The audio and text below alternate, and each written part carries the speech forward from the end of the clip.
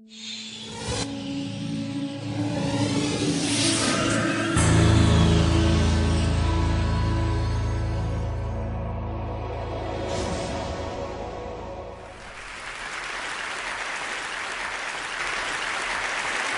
you. I have to tell you, I'm both challenged and excited. My excitement is I get a chance to give something back. My challenge is the shortest seminar I usually do is 50 hours. And I'm not exaggerating. I do weekends, and what I do more than that, obviously, coach people, but I'm into immersion. Because how'd you learn language? You didn't learn it by just learning principles. You got in it, and you did it so often that it became real. And the bottom line of why I'm here, besides being crazy mofo, is that I'm really in a position, I'm not here to motivate you, obviously. You don't need that. And a lot of times, that's what people think I do, and it's the furthest thing from it. What happens, though, is people say to me, well, I don't need any motivation. And I say, well, that's interesting. That's not what I do. I'm the why guy. I don't know why you do what you do. What is your motive for action? What is it that drives you in your life today, not 10 years ago, or are you running the same pattern? Because I believe that the invisible force of internal drive activated is the most important thing in the world. I'm here because I believe emotion is the force of life. All of us here have great minds. You know, most of us here have great minds, right? I don't know if I'm in the category, but we all know how to think. And with our minds, we can rationalize anything. We can make anything happen. We can, I agree with what was described a few days ago about this idea that people work in their self-interest. But we all know that that's bullshit at times. You don't work in your self-interest all the time. Because when emotion comes into it, the wiring changes in the way it functions. And so it's wonderful for us to think intellectually about how the life of the world is, and especially those who are very smart. We can play this game in our head, but I really want to know what's driving you. And what I'd like to maybe invite you to do by the end of this talk is explore where you are today for two reasons. One, so that you can contribute more. And two, so that hopefully we can not just understand other people more, but maybe appreciate them more and create the kinds of connections that can stop some of the challenges that we face in our society today. They're only going to get magnified by the very technology that's connecting us, because it's making us intersect. And that intersection doesn't always create the view of everybody now understands everybody and everybody appreciates everybody. So I've had an obsession basically for 30 years. And that obsession has been what makes the difference in the quality of people's lives? What makes a difference in their performance? Because that's what I got hired to do. I got to produce the result now. That's what I've done for 30 years. I get the phone call when the athlete is burning down on national television and they were ahead by 5 strokes and now they can't get back on the course. And I got to do something right now to get the result or nothing matters. I get the phone call when the child is going to commit suicide, and I got to do something right now. And in 29 years, I'm very grateful to tell you I've never lost one in 29 years. Doesn't mean I won't someday, but I haven't done it. And the reason is an understanding of these human needs that I want to talk to you about. So when I get those calls about performance, that's one thing, like how do you make a change? But also, I'm looking to see what is it that's shaping that person's ability to contribute, to do something beyond themselves. So maybe the real question is, you know, I look at life and say there's 2 master lessons. One is there's the science of achievement, which almost everyone in this room has mastered to an amazing extent. That's how do you take the invisible and make it visible, right? How do you take what you dream about and make it happen, whether it be your business, your contribution to society, money, whatever it is for you, your body, your family. But the other lesson of life that is rarely mastered is the art of fulfillment. Because science is easy, right? We know the rules, you write the code, you follow those, and you get the result. Once you know the game, you just, you know, you up the ante, don't you? But when it comes to fulfillment, that's an art. And the reason is it's about appreciation and it's about contribution. You can only feel so much by yourself. So I've had an interesting laboratory to try to answer the question of the real question, which is what's the difference in somebody's life if you look at somebody like those people that you've given everything to, like all the resources they say they need. You gave them not a $100 computer, you gave them the best computer. You gave them love, you gave them joy, you were there to comfort them. And those people very often, and you know some of them I'm sure, end up the rest of their life with all this love, education, money, and background, spending their life going in and out of rehab. And then you meet people that have been through ultimate pain, psychologically, sexually, spiritually, emotionally abused, and not always, but often they become some of the people that contribute the most to society. So the question we got to ask ourselves really is, what is it? What is it that shapes us? And we live in a therapy culture. Most of us don't do that, but the culture is a therapy culture. And what I mean by that is the mindset that we are our past. And everybody in this room, you wouldn't be in this room if you bought that theory, but most of society thinks biography is destiny. The past equals the future. And of course it does if you live there. But what people in this room know, and what we have to remind ourselves though, because you can know something intellectually, you can know what to do and then not use it, not apply it. So really what we got to remind ourselves is decision is the ultimate power. That's what it really is. Now when you ask people, Have you failed to achieve something? How many have ever failed to achieve something significant in your life? Say aye. Thanks for the interaction on a high level there. But if you ask people, why didn't you achieve something? Somebody who's working for you, or a partner, or even yourself, and you failed to achieve a goal, what's the reason people say they failed to achieve? What do they tell you? Didn't know enough, didn't have the knowledge, didn't have the money, didn't have the time, didn't have the technology, I didn't have the right manager, didn't have the Supreme Court.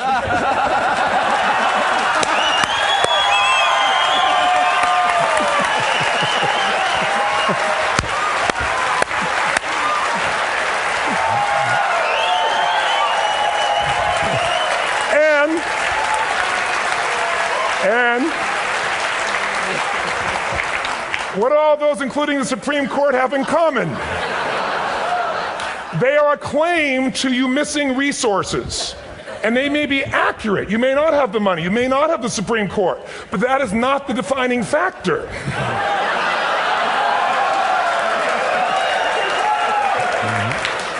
And you correct me if I'm wrong. The defining factor is never resources, it's resourcefulness. And what I mean specifically, rather than just some phrase, is if you have emotion, human emotion, something that I experienced from you day before yesterday at a level that is as profound as I've ever experienced, and if you'd communicated with that emotion, I believe you would have beat his ass and won.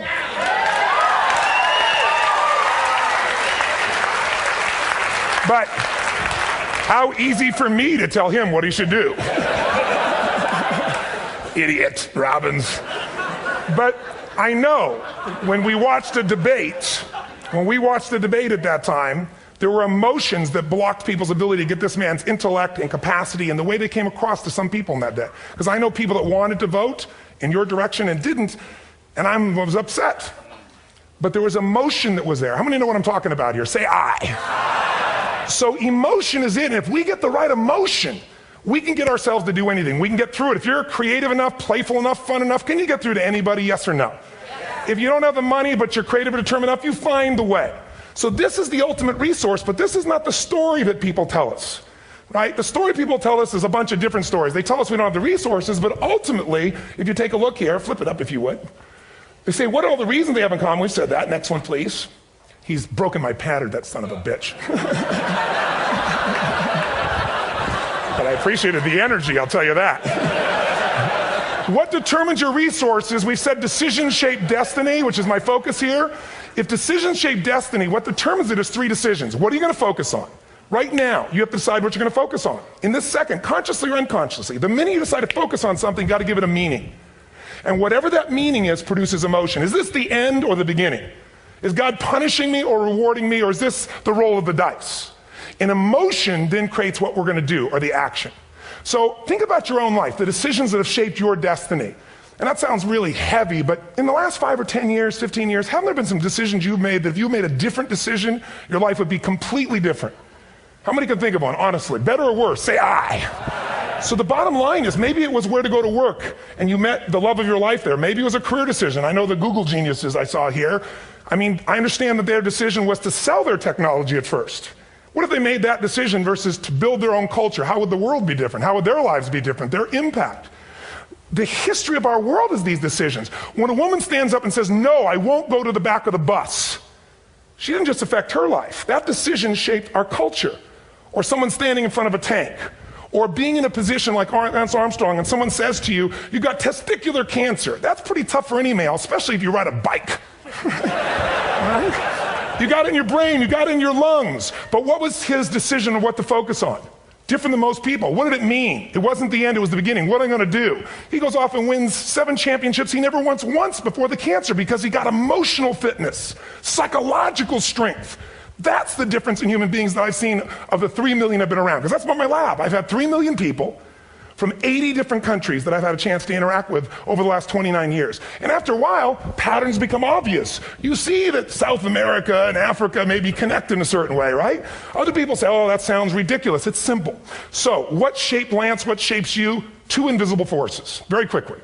1, state. We all have had times. Have you had a time you did something and after you did it, you thought to yourself, I can't believe I said that. I can't believe I did that. That was so stupid. Who's been there? Say aye. Have you ever done something after you do it, you go, that was me. right? It wasn't your ability, it was your state. Your model of the world is what shapes you long term. Your model of the world is the filter. That's what's shaping us. That's what makes people make decisions. When we want to influence somebody, we got to know what already influences them. And it's made up of three parts, I believe. First, what's your target? What are you after? Which I believe it's not your desires. You can get your desires to goals. How many of you got a goal or desire and thought, is this all there is? How many have been there? Say aye. So it's needs we have. I believe there are 6 human needs. Second, once you know what the target that's driving you is and you uncover it for the truth, you don't form it, you uncover it. Then you find out what's your map. What's the belief systems that are telling you how to get those needs? Some people think the way to get those needs is destroy the world. Some people is to build something, create something, love someone. And then there's the fuel you pick. So very quickly, 6 needs. Let me tell you what they are. First one, certainty. Now these are not goals or desires. These are universal. Everyone needs certainty that they can avoid pain and at least be comfortable. Now how do you get it? Control everybody, develop a skill, give up, smoke a cigarette.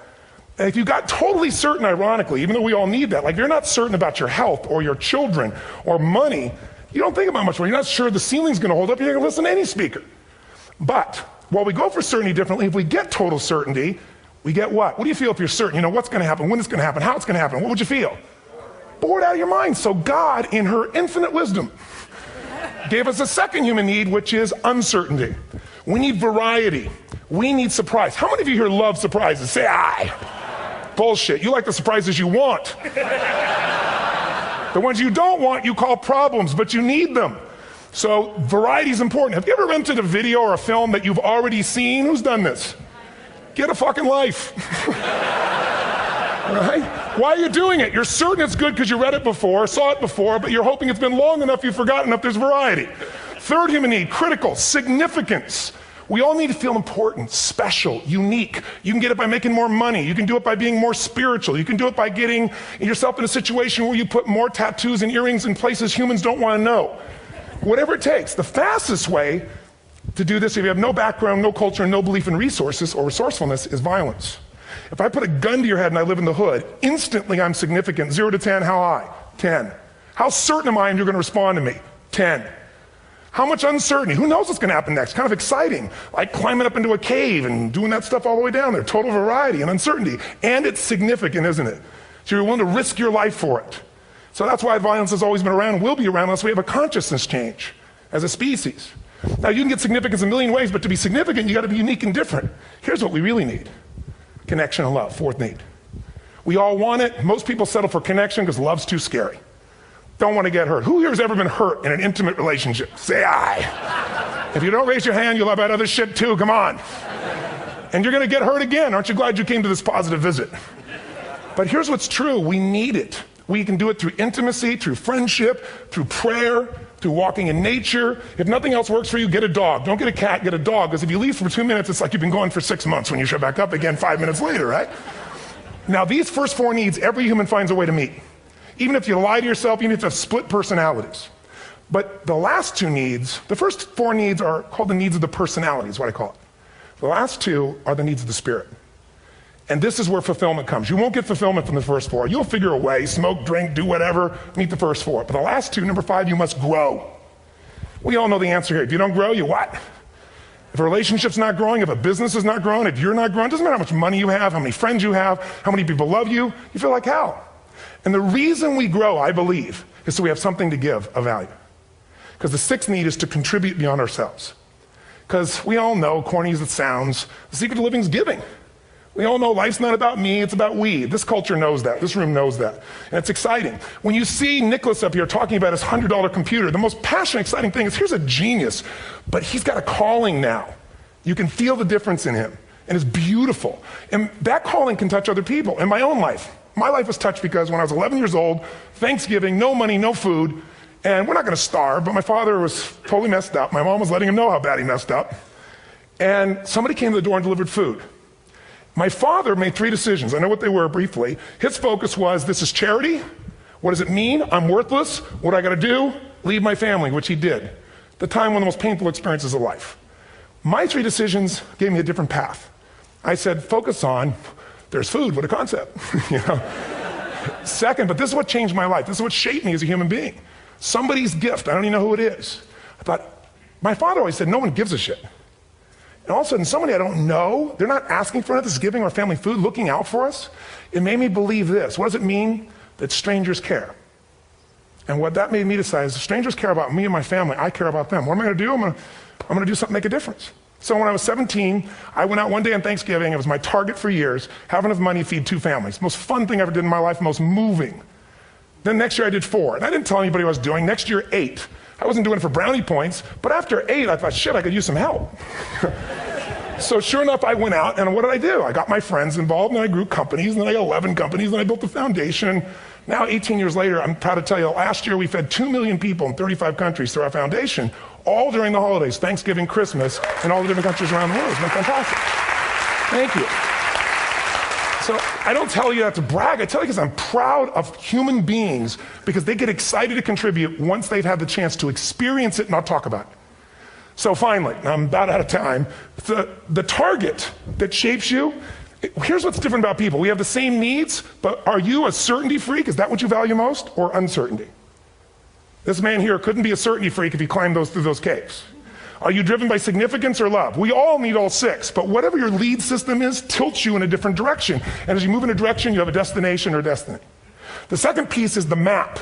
Think of that as the operating system tells you how to get there. And some people's map is, I'm going to save lives even if I die for other people, and they're a fireman. Somebody else says, I'm going to kill people to do it.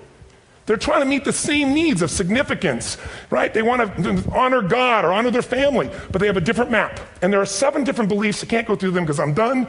The last piece is emotion. I say one of the parts of the map is like time. Some people's idea of a long time is 100 years. Somebody else says is 3 seconds, which is what I have. And the last one I've already mentioned that felt you. If you got a target and you got a map, and let's say, I can't use Google because I love Macs, and they haven't made it good for Macs yet. So if you use MapQuest, how many have made this fatal mistake of using MapQuest at some time? You use this thing and you don't get there. Well, imagine if your beliefs guarantee you can never get to where you want to go. The last thing is emotion. Now, here's what I'll tell you about emotion. There are 6,000 emotions that we all have words for in the English language, which is a linguistic representation, right? It changes by language. But if your dominant emotions, if I have more time, I have 20,000 people or 1,000, and I have them write down all the emotions that they experience in an average week. And I give them as long as they need. And on one side, they write empowering emotions, the other is disempowering. Guess how many emotions people experience? Less than 12. And half of those make them feel like shit. So they got 5 or 6 good frickin' feelings, right? It's like they feel happy, happy, excited, oh shit, frustrated, overwhelmed, depressed. How many of you know somebody who no matter what happens finds a way to get pissed off? How many know somebody like this? Or no matter what happens, they find a way to be happy or excited. How many know somebody like this? Come on. When 911 happened, and I'll finish with this, I was in Hawaii. I was with 2,000 people from 45 countries. We were translating 4 languages simultaneously for a program that I was conducting for a week. The night before was called Emotional Mastery. I got up, had no plan for this, and I said, we had all this fireworks, I do crazy shit, fun stuff. And then at the end I stopped, and I had this plan I was going to say, but I never do what I'm going to say. And all of a sudden I said, when do people really start to live?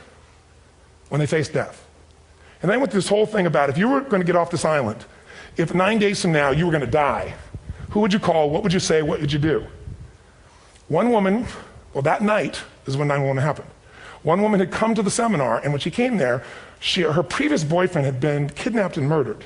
Her friend, or her new boyfriend, wanted to marry her, and she said no. He said, if you leave and go to that Hawaii thing, it's over with us. She said it's over. When I finished that night, she called him and left a message, true story, at the top of the World Trade Center where he worked, saying, honey, I love you. I just want you to know, I want to marry you. It was stupid of me. She was asleep, because it was 3 a.m. for us, when he called her back from the top and said, honey, I can't tell you what this means. He said, I don't know how to tell you this, but you give me the greatest gift because I'm going to die. And she played the recording for us in the room. She was on Larry King later. And he said, you're probably wondering how on earth this could happen to you twice. And he said, all I can say to you is, this must be God's message to you, honey. From now on, every day, give your all, love your all. Don't let anything ever stop you. She finishes, and a man stands up and he says, I'm from Pakistan, I'm a Muslim. I'd love to hold your hand and say I'm sorry, but frankly, this is retribution. I can't tell you the rest because I'm out of time.